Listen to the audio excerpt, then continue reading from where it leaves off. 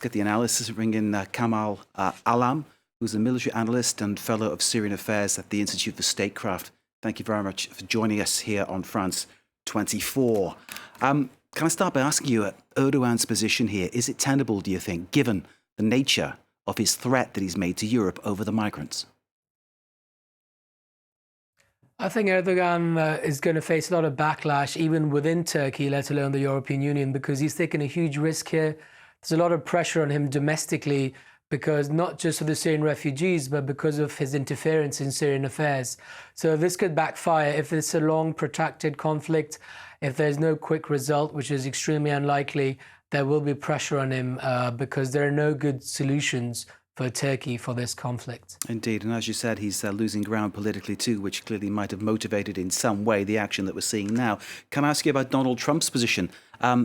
He said, it seemed quite surreal, the Kurds didn't help in Normandy, referring to D-Day in 1944.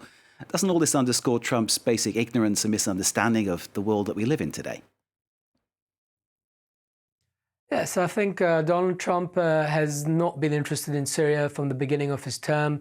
He's been arguing to leave Syria, just like he's been arguing to leave Afghanistan. He doesn't seem to think it's important for America to play a role.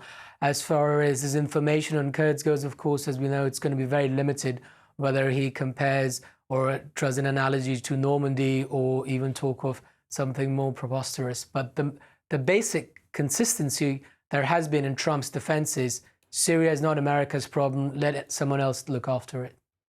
Indeed. I mean, one wonders if Trump had been in charge in 1944, would the US have got involved in the Second World War? One wonders about that too, but that's another question. Let's talk more about then Turkey, Syria and the Kurdish question now. Can you see a solution anywhere on the horizon? Can you see some way that this can be solved in a peaceful manner? I think, as has been the case over the last 2-3 years, eventually it will be the Russians who will perhaps come and talk to Ankara and try to reason with them. There are only two solutions here. One is that the Turkish government needs to talk to the Syrian government, and Damascus is going to be negotiating with the various Kurdish groups. And let's not forget, there is Syrian government presence in parts of the northeast. In places like Kamishli and Hasaki, you have the Syrian Arab army present there. So the only peaceful solution can be Turkey talking to Russia, and eventually they'll have to deal with the Syrian government and President Assad. Should Turkey stay in NATO? Should it be kept in NATO? Should it be expelled from NATO? Well, I think Turkey is fundamental to NATO's defense, and despite all the frictions, the overall view, especially in the US, with the US military still is that the Turkish military is important for NATO.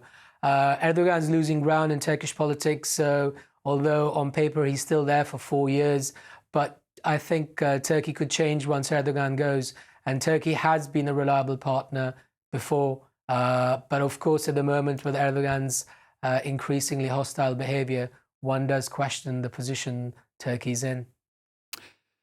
Thank you very much for joining us, Kamal Alam from the Syrian Affairs section of the Institute of Statecraft. Thank you very much for your analysis here on France 24. Next, two